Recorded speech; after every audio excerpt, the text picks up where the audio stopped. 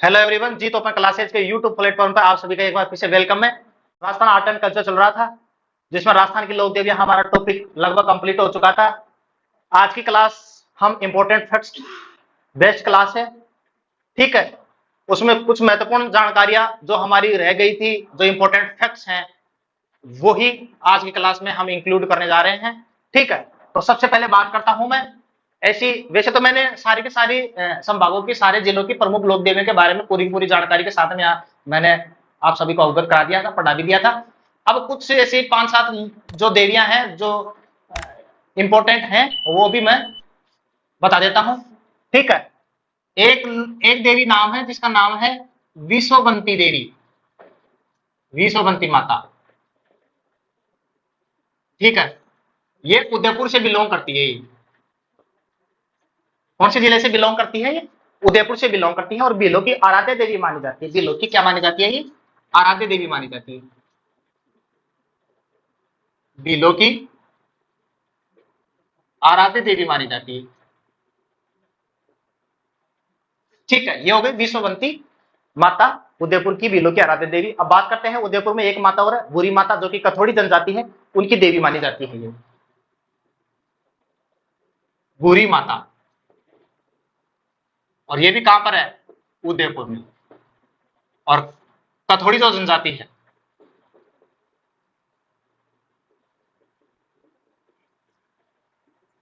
कथोड़ी जनजाति की देवी मानी जाती है। इसके बाद में बात करते हैं, एक उदयपुर में एक देवी और है कंठेश्वरी माता, जो कि आदिवासियों की देवी मानी जाती है। कंठेश्वरी, कंठेश्वरी देवी, ये भी कहां पर है? ये अन्य अन्य प्रमुख लोक देवियों में पढ़ा रहा हूं मैं। ये कौन से हैं? आदिवासियों की देवी, आदिवासियों की देवी। अब बात करते हैं नेक्स्ट बारां जिले की। बारां जिले में एक माता है कोडिया माता, जो कि शहरी जनजाति विशेषता वहां पर देखने को मिलती है, पाई जाती है, रहती है वहां पर। तो उनकी देवी मानी जाती है कोडिया माता। कोडिया माता, ये कहां पर है भाई? बारां जिले में। सहरिया जो जनजाति है, उनकी देवी मानी जाती है ये, उनकी देवी मानी जाती है ये। एक देवी है, कौन सी? जावरा माता, जो कि खानों की देवी, जावर उदयपुर में। उदयपुर की बात, ये बारां की आ गई, एक उदयपुर की जावरा माता, जो जावर खान है वहां पर।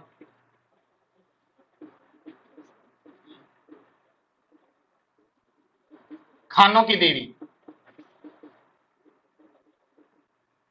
खानों की देवी मानी जाती है। एक माता है पथवारी माता, तीर्थ यात्रियों के मार्ग से सुरक्षा करने वाली देवी, पथवारी माता,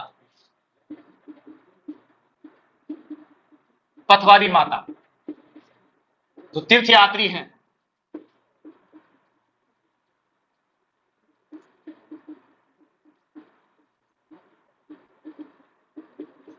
मार्ग में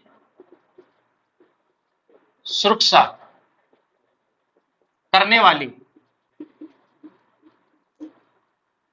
करने वाली देवी मानी जाती है। एक माता सावड माता, जो कृषि कार्यों की अधिशास्त्री देवी है।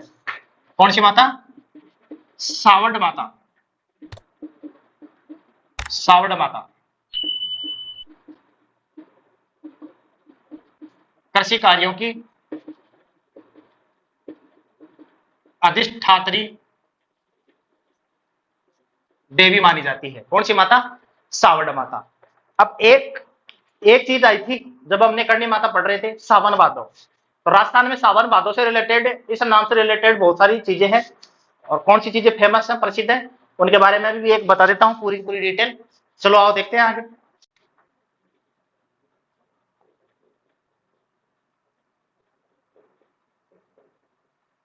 सावन भादो से रिलेटेड चीजें बता रहा हूं। अभी मैंने करणी माता पढ़ाई, तो करणी माता में मैंने बताया था कि सावन भादो नाम की दो कढ़ाइयां हैं, वो कहां पर? देशनोक बीकानेर के अंदर। सावन भादो कढ़ाइयां, ये कहां पर है? देशनोक बीकानेर। ये अब बात कर लेते हैं सावन भादो नहर। सावन भादो नहर एक सावन भादो जल परियोजना। ठीक है, ये कहां पर है? ये कोटा में, और ये भी कहां पर है? कोटा में। दोनों की दोनों कोटा में ही है, नहर और जल परियोजना। ठीक है, एक सावन भादो महल है, वो कहां पर है? डीग भरतपुर के अंदर। सावन भादो महल, सावन भादो महल एक फोर्ट है डीग भरतपुर के अंदर। ठीक है, डीग भरतपुर के अंदर। एक सावन भादो झील है, वो कहां पर है? सिरोही में।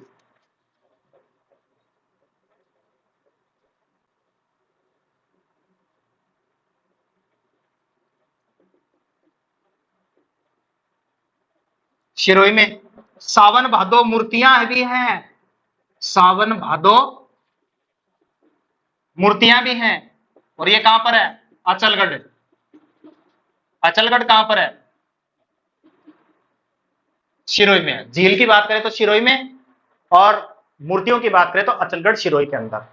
सावन भादो नाम का एक मेला भी लगता है, वो लगता है अलवर के अंदर। सावन भादो मेला भी लगता है, और ये कहां पर लगता है? अलवर के अंदर लगता है। कहां पर लगता है? अलवर के अंदर लगता है। सावन भादो नाम के बगीचे भी हैं, एक तो उदयपुर में जो सहेलियों की जो बाड़ी है वहां पर है, और एक जयपुर के अंदर जो रामनिवास बाग है वहां पर सावन भादो नाम के बगीचे हैं। ठीक है ना, सावन भादो बगीचे। ठीक है, एक तो सहेलियों की बाड़ी,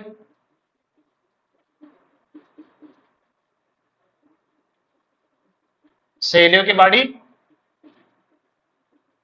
उदयपुर में, और एक है रामनिवास बाग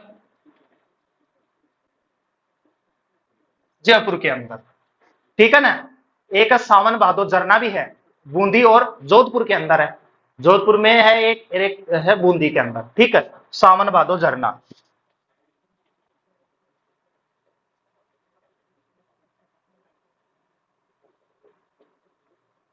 एक तो बूंदी के अंदर है, और एक जोधपुर के अंदर है। ये बात हो गई सावर माधो नाम से रिलेटेड जो महत्वपूर्ण जानकारी है राजस्थान में, वो पूरी पूरी बात हो गई। अब लास्ट में हम इंपोर्टेंट फैक्ट्स में बात करते हैं रोपवे की। रोपवे जब मैंने मनसा पूर्णकर्णी माता पढ़ाया था तो दूधलाई के पास ही का मंदिर है, ये राजस्थान का दूसरा और सबसे छोटा रोपवे माना जाता है। अब मैं पूरे के पूरे रोपवे की एक पूरी टेबल बना के समझा रहा हूं, ध्यान दे लो।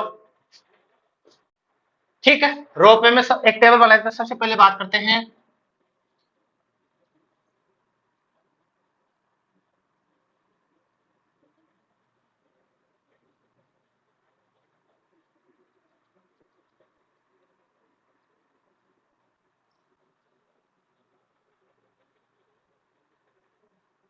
सबसे पहले बात कर लेते हैं सुंदा माता।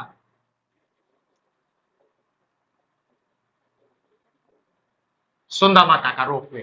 ठीक है, अब सुंदा माता का रोपवे कहां पर है? जालोर में, सुंदा पर्वत के ऊपर है। सुंदा माता का जो रोपवे है वो सुंदा पर्वत जालोर के ऊपर है, और इस रोपवे का निर्माण किया गया था 20 दिसंबर 2006 को। कब किया गया था? 20 दिसंबर 2006 को किया गया था। कहां पर है? सुंदा पर्वत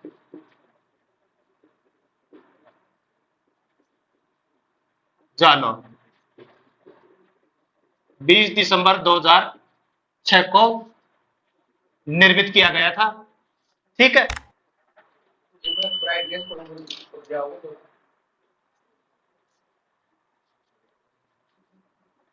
बात करें इसकी कितनी ऊंचाई पर है? ये 800 मीटर ऊंचा है। कितना मीटर ऊंचा है? 800 मीटर ऊंचा। 800 मीटर ऊंचा है। खास बात क्या है? राजस्थान का प्रथम रोपवे और राजस्थान का सबसे लंबा रोपवे है ये।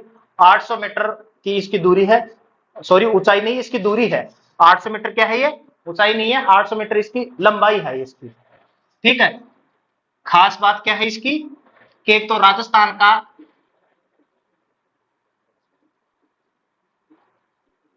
प्रथम रोपवे और राजस्थान का सबसे लंबा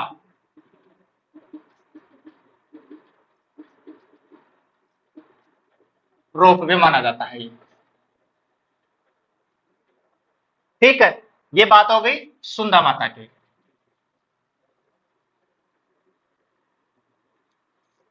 पहला रोपवे कंप्लीट। दूसरे रोपवे की बात करते हैं, मनसापूर्ण करणी माता, जो कि दूतलाई उदयपुर के अंदर है, 2008 में निर्मित किया गया था। मनसापूर्ण,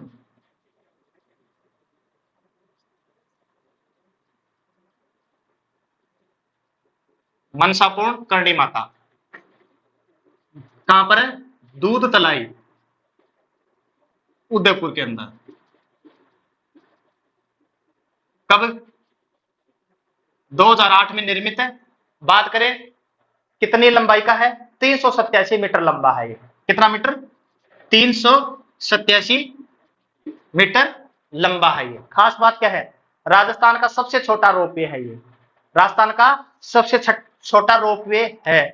ठीक है ना। लेकिन अभी हाल ही में राजस्थान के शेखावाटी में जीर्ण माता का जो मंदिर है काजल शिखर पहाड़ी पर, ठीक है ना, वहां पर भी एक राजस्थान का एक नया रोपवे बनाया गया है जिसकी शुरुआत हो चुकी है, जो कि राजस्थान का सबसे नवीनतम रोपवे माना जाता है अब तक के अपडेट के अनुसार। और उसकी जो लंबाई है वो 200 मीटर की लंबाई है, यानी कि पहले 4 थे तो पहले 4 के अकॉर्डिंग सबसे छोटा ये माना जाता था, लेकिन अब जीर्ण माता वाला माना जाता है सबसे छोटा, क्योंकि उसकी जो लंबाई है वो 270 मीटर की है। तो अब इसको ये नहीं बोल सकते कि ये सबसे छोटा है। ठीक है, ये मनसापूर्ण करणी माता का हो गया। बात कर लेते हैं तीसरे नंबर के रोपवे की, जो कि सावित्री माता रत्नागिरी पहाड़ी पुष्कर अजमेर के अंदर है, 2016 के अंदर बनाया गया था, निर्मित किया गया था। सावित्री माता का जो मंदिर है, ठीक है ना, रत्नागिरी पहाड़ी, ये कहां पर है, पुष्कर अजमेर के अंदर है। कब की बात है, 2016 की, यानी कि 2016 में निर्मित किया गया था। और इसकी लंबाई कितनी है, 700 मीटर है इसकी लंबाई। कितनी है, 700 मीटर। इसमें भी कोई खास बात नहीं है। आगे नेक्स्ट रोपवे की बात करते हैं, वो है वीर हनुमान जी, जो कि सामोद जयपुर में है। ठीक है, 2019 में शुरू किया गया था, 2021 में इसका काम कंप्लीट हुआ था। ठीक है ना। इसकी बात कर लेते हैं, वीर हनुमान जी सामोद वाले, वीर हनुमान जी कहां पर है इनका, सामोद के अंदर, सामोद जयपुर, 2019 से लेके और 2021 तक। बात करें 21 की करेंगे क्योंकि 21 में काम कंप्लीट हुआ था। ठीक है, अब इसकी लंबाई की बात करते हैं, 400 मीटर लंबा है ये। कौन सा, 400 मीटर लंबा, 400 मीटर लंबा। वीर हनुमान जी का तो सामोद जयपुर में है, 400 मीटर, ये सबसे नवीनतम रोपवे माना जाता है। लेकिन अब जीर्ण माता काजल शिखर तक एक रोपवे का निर्माण कर दिया गया है। ठीक है, वो अब के अपडेट के अनुसार सबसे नवीनतम रोपवे माना जाएगा। आगे बात करते हैं,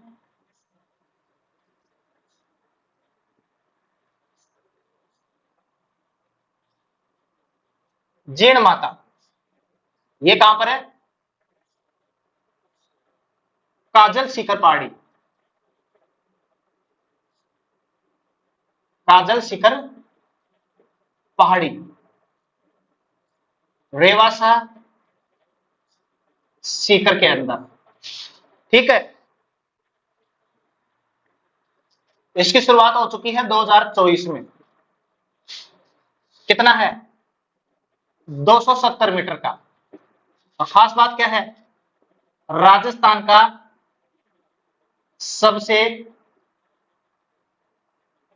नवीनतम रोपवे, नवीनतम रोपवे। और राजस्थान का सबसे छोटा रोपवे भी यही है, सबसे छोटा रोपवे भी यही है, जो कि अभी हाल ही में शुरू किया गया है। इसमें कोई खास बात नहीं है, इसमें भी नहीं है और इसमें भी नहीं है। सावित्री माता का जो है वो राजस्थान का दूसरा सबसे लंबा रोपवे है, ये लिख देता हूं, राजस्थान का दूसरा सबसे लंबा रोपवे। इसके बारे में बताता हूं। जीण माता में, ये जीण माता के मंदिर से लेकर काजल शिखर पहाड़ी तक 270 मीटर की लंबाई तक ये जाता है ये रोपवे। ठीक है, इसमें 6 ट्रॉलियां हैं और प्रतिदिन में लगभग 500 श्रद्धालुओं को, 500 जो वो हैं यात्री, उनको वहां तक पहुंचाने का काम करता है। 2 घंटे का सफर ओनली 5 मिनट के अंदर। 6 ट्रॉलियां लगी हुई हैं, एक बार में कम से कम 5 या 6 श्रद्धालु इसमें बैठ के वहां तक पहुंच सकते हैं। ठीक है, आज की क्लास के लिए इतना ही। ये इंपोर्टेंट फैक्ट्स की क्लास थी, जो भी महत्वपूर्ण जानकारी थी आज की क्लास में मैंने कर दी। ये राजस्थान आर्ट एंड कल्चर में हमारा राजस्थान की लोक देवी नाम का जो टॉपिक है वो आज बिल्कुल कंप्लीट हो चुका है, समाप्त हो चुका है। अगली क्लास में हम एक नया टॉपिक साथ में लेके आएंगे। ठीक है, क्लास अच्छी लगी हो तो लाइक करना, शेयर करना, कमेंट्स करना और अभी तक सब्सक्राइब नहीं किया है तो वो भी कर लेना। धन्यवाद।